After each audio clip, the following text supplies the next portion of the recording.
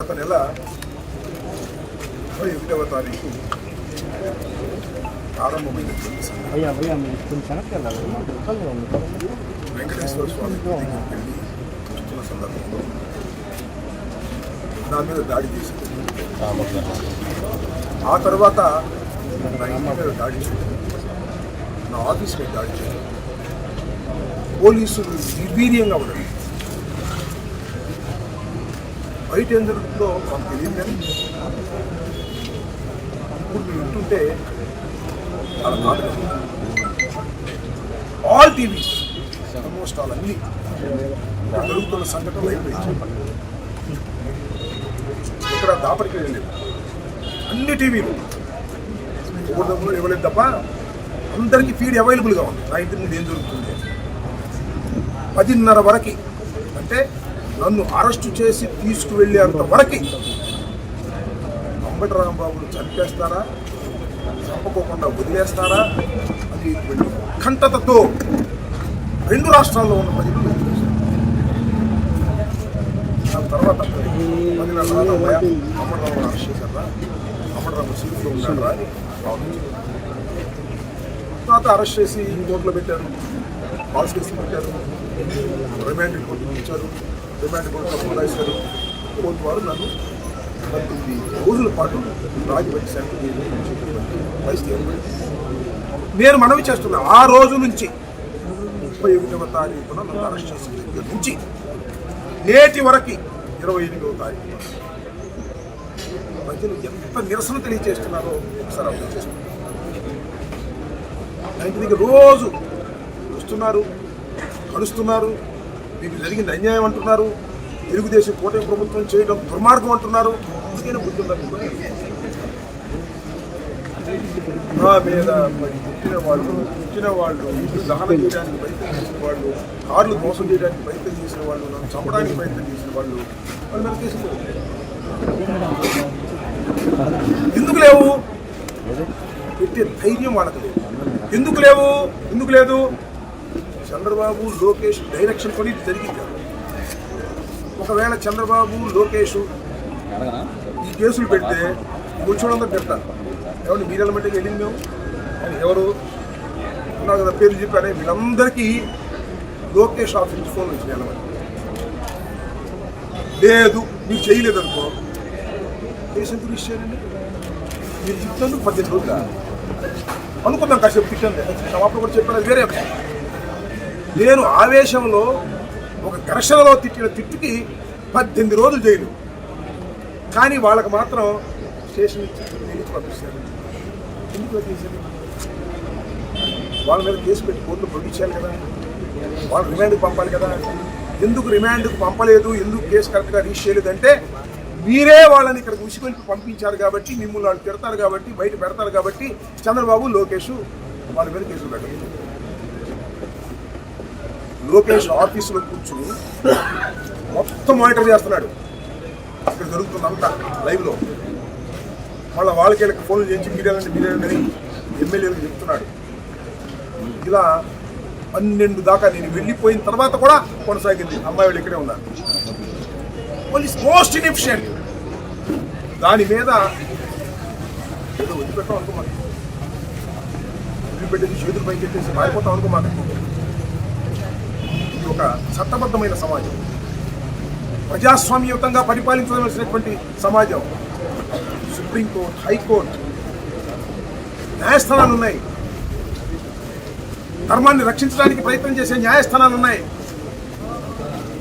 ఏదైతే పోలీస్ ఇన్ఎఫిషియెంట్గా వ్యవహరించిందో, ఇన్ఎఫిషియెంట్గా కూడా కాదు, కొల్యూడై వ్యవహరించిందో, డీజీపీ, ఐజీ, ఎస్పీ, డిఎస్పీ, నేను చూడలేదు కానీ ఎవరు అన్నారు, డిఎస్పీ అంటున్నా అన్నారు, కొట్టండియా కాసేపు, వాళ్ళు బాధతో ఉంటారు కదా, కొట్టండి అన్నారు. ఇక్కడ ఏమయ్యా డిఎస్పీ గారు, ఒక కాగ్నిజబుల్ అఫెన్స్ నీ ముందు జరుగుతున్నప్పుడు నువ్వు దాన్ని ప్రివెంట్ చేయటమో అరెస్ట్ చేయటమో చేయకపోతే you are an accused. That the law. అందులే దాని మీద వదిలిపెడతాం అనుకుంటున్నారా?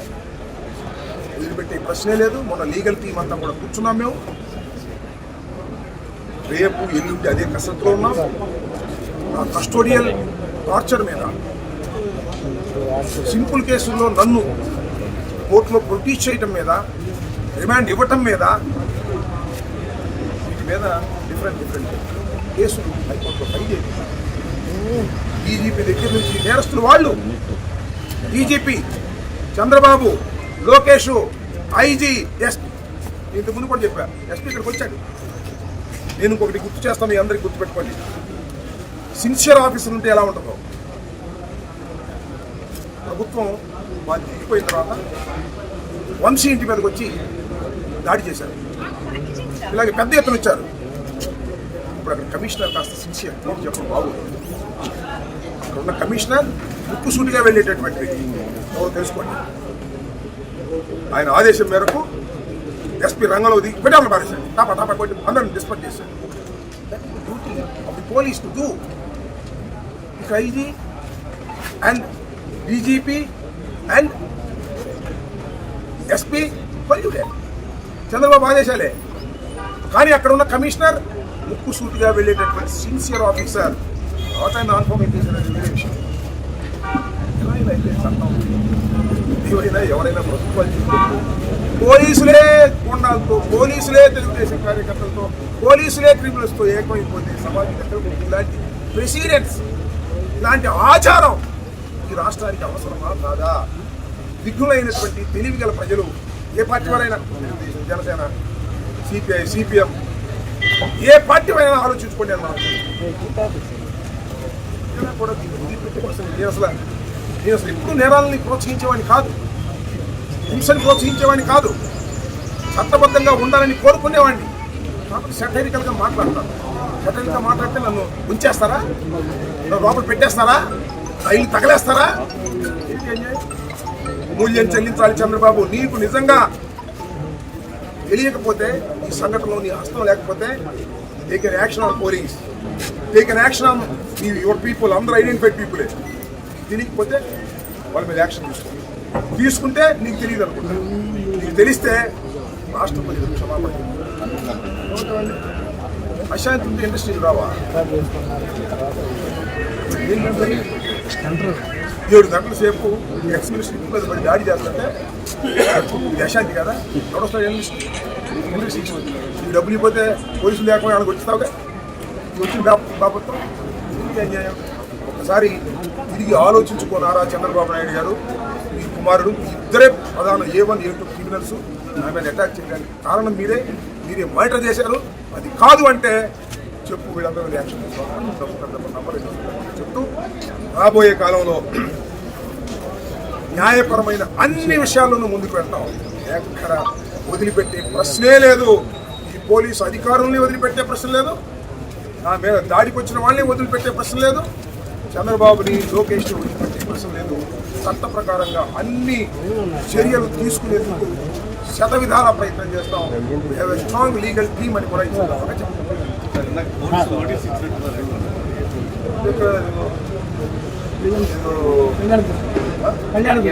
కళ్యాణదుర్గం పోలీసులు వచ్చారు. వాళ్ళకి ఆర్డర్ లేదంట. ఈ కళ్యాణదుర్గం పోలీసులు ఎవరో తెలుగుదేశం లీగల్ సెల్ వాళ్ళు 6 నుంచి అప్పుడు ఎందుకు రిజిస్టర్ చేశారు? అదే 36 కేసులు రిపీటెడ్గా ఉన్న కేసుల్లో ఆ క్రాష్ చేశారు. అయినా వాళ్ళకి చార్జర్ అంట. వాళ్ళు సంతకం పెట్టుకోమని జస్ట్ నేను ముంబైలో లోకేష్ మాట్లాడుతూ రెడ్ బుక్లో జగన్ పేరు ఉందో లేదో తెలియదు, అది ఒక హెచ్చరిక లాంటిది పంపించాడు. దాన్ని ఎలా చూస్తారు? ఎవరిని హెచ్చరిక చేస్తారు? ఎవరిని హెచ్చరిక పిల్లోడికి రాష్ట్ర రాజకీయం ఇచ్చి ఆడిస్తున్నారు. జనసేనకాయలు ఆడుకున్నట్టుగా రెడ్ బుక్ అని పెట్టి ఆడుకుంటున్నాడు. మాట్లాడటం పెట్టాలని అనుకున్నారు. కానీ మాత్రం మాట్లాడుకుంటున్నారు రాష్ట్రం. చంద్రబాబు ఎప్పుడైనా ప్రవర్తించడంటే చంద్రబాబు ఎప్పుడన్నా పరిమాణం ఇక్కడ ఉందా? లేదు. పుత్రోత్సవం, పుత్రుల కోసం సర్వనాశనం చేసేస్తున్నాడు రాష్ట్రాన్ని. అతనికి అధికారాన్ని ఒక గిలక్కాయ ఇచ్చినట్టు ఇచ్చారు. ఆ గిలక్కాయతో ఆడుకుంటున్నాడు. మాయకర్ పెట్టుకుని, టీవీలు పెట్టుకుని అమర్రావు ఎస్పీ వస్తే రావద్దని చెబుతాడు. ఈ రకంగా ఒక దుర్మార్గమైనటువంటి ప్రవర్తన చేస్తున్నాడు. రెడ్ బుక్లో జగన్ ఉన్నాడా లేదు తర్వాత తెలియదు. నీకు చూడలేదా? నీకు ఇంకా భయపడతావా? జగన్ కాదు, నేను కాదు, పెద్ద కుక్క ఉంది. ఆ కుక్క కూడా భయపడదు మిస్టర్ లోకేష్. నీ రెడ్ బుక్ అని కూడా మరొకసారి రీటరేట్ చేస్తున్నానని కూడా ఈ సందర్భంగా చెప్తున్నాను. 100 సార్లు జైల్లో పెట్టుకో, 1000 కేసులు పెట్టుకో, ఈ రెడ్ బుక్ నా కుక్క కూడా లెక్క చేయదు. మరోసారి చెప్తాను, రాష్ట్ర వ్యాప్తంగా ఇదే నినాదం. రెడ్ బుక్ మా కుక్క కూడా లెక్క చేయదు అనేది నిరూపిస్తాం. బీజేపీ రాజ్యం ఏమి చేసామయ్యా రాజ్యం, మళ్ళా మాకు వస్తుందయ్యా రాజ్యం. అప్పుడు ఏమవుతారయ్యా మీరు చేసిన పాపాలకి? ఒక్కసారి రాష్ట్ర రాజ్యం నిద్రపోయినప్పుడు బుర్రపెట్టి ముందు మీద చేసుకుని ఆలోచించుకోండి బాబు కొడుకు. మీరు చేస్తున్నటువంటి అఘాయిత్యాలకి, మీరు చేస్తున్నటువంటి ఈ ఘోరాలకి, మీరు చేస్తున్నటువంటి ఈ పాపాలకి తప్పనిసరిగా మూల్యం చెల్లించక తప్పదు. చరిత్రలో గుర్తుపెట్టుకోండి. సార్, మన జనసేన ఆఫీసులో మధ్య జీవితం లేని వ్యక్తి ఎవరో 2 వెహికల్స్ పగలగొడితే ఎస్పీ ఐజీ పరుగులు తీసుకుంటూ మనల్ని విచారణ చేశారు. మీ ఇంటి పక్కనే ఎస్పీ ఆఫీసు, డీసీ, డిఐజీది 7 గంటలు జరిగింది. నేను చూశాను. జనసేన ఆఫీసులో ఎవరైనా కాదు పాల్గొంటుంది కదా, వాడికి మంచి స్థితి ఉందా లేదా తెలియదు. పవన్ కళ్యాణ్ గారు లాంటి పెద్ద నాయకులు, జనసేన నాయకులు కాదు పాల్గొంటున్నారు. వాళ్ళు తప్పు, నా కాదు పాల్గొంటున్నారు, నా ఇల్లు పాల్గొంటున్నారు, నా పిల్లలు తరవటం మాత్రం రైట్, నా ఆఫీసును ధ్వంసం చేయటం మాత్రం రైట్. పవన్ కళ్యాణ్ గారు కార్లు మాత్రం పగలగొడతాం తప్పు. పవన్ కళ్యాణ్ గారు నేను ఖండించకపోయినా, వాడు మధ్యస్థి మొత్తం లేకపోయినా ఈ కారు పగలగొట్టడం తప్పు. వాడి మీద యాక్షన్ తీసుకోండి. మా మీద అంటారు, మా మీద దాడి చేసిన వాళ్ళ మీద మధ్యస్థితితో లేని వాళ్ళు కాదు, వాళ్ళు బ్రహ్మాండమైన మధ్యస్థితితో ఉన్న వాళ్ళు దాడి చేసినా తీసుకోవాలి. యాక్షన్ తీసుకోమాకండి. చట్టం తన పని తాను చేసుకెళ్ళేటటువంటి రోజులు తీసుకొస్తామో చట్ట ప్రకారంగా గుర్తుపెట్టుకోండి. ఎవడు ఎక్కడ తప్పుకోలేడు దీనిలో.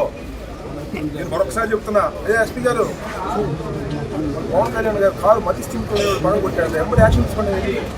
ఎక్కడ నేను యాక్షన్ తీసుకోండి, తప్పే లేదు. అర్ధ గంటల్లో డీజీ వెళ్తారయ్యా, అర్ధ గంటలు వెళ్తారు. ఇక్కడ 7 గంటలు జరిగినా కూడా వెళ్ళకపోగా ప్రోత్సహిస్తారు. తేడా ఉంది సార్, రాష్ట్రం తేడా ఉంది.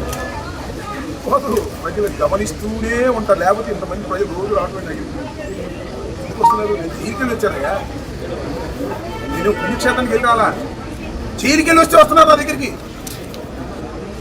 కేసుల్లో ఇరుక్కుని రాజమండ్రి జైలుకి వెళ్తే నా దగ్గరికి తండొప్పుతాను వచ్చి, అన్నా భయపడు మాకు మేము ఉన్నాం అంటున్నారు. మీరు చేసిన పాప పరిహారం కాదు, మీరు అన్యాయంగా చేశారని కదా అర్థం. ఇప్పుడుగానే తెలుసుకోండి, సిగ్గు తెచ్చుకుని ఇప్పుడుగానే యాక్షన్ తీసుకుని ప్రయత్నం చేయండి. రాష్ట్రం ఫస్ట్ డ్యామేజ్ కంట్రోల్ అవుతుంది. మీరు యాక్షన్ తీసుకోకపోతే దానిపై తప్పనిసరిగా అనుభవిస్తారు. దానిలో ఏ విధమైన సందేహం లేదు. రోజులు కిర్రం తిరిగి వస్తాయి.